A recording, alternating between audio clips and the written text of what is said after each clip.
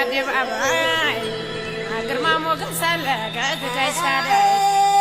ሞንሟናው ጎሴ ታልጋወረ ተቀመጥ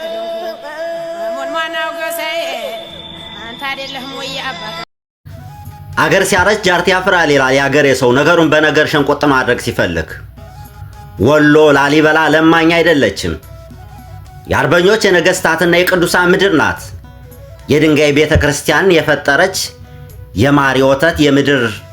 የገድልና የጀግንነት አሻራ የተቀመጠባት ወሎ በታሪኳ ትኮራለች ከንጉስ ላሊበላ ጀምሮ እስከ ዘመናችን ጀግኖች ይህች ምድር ክብሯን በመስዋዕትነት ጠብቃለች በሃይማኖት የተመሰረተ ጽናት በባህል የተገነባ አንድነት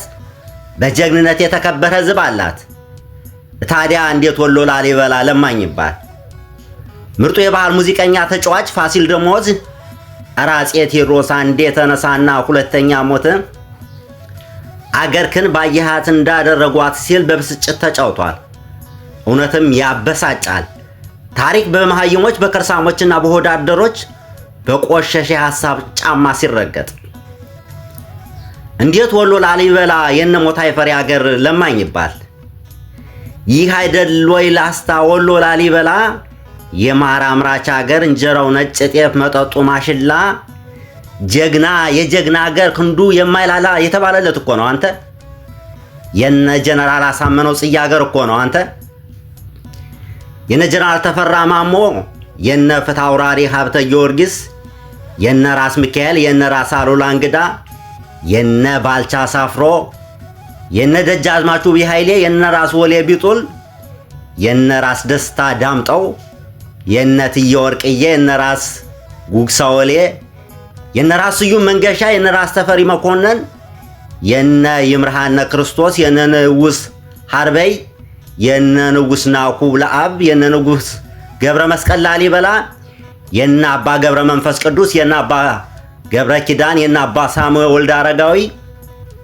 የነ አባ ገብረ ማርያም የነ አባ አንድሪያስ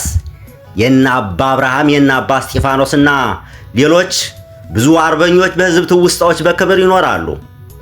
ስለዚህ ወሎ በልመና ሳይሆን በታሪክ በእምነትና በጀግንነት መመዝገብ ይገባል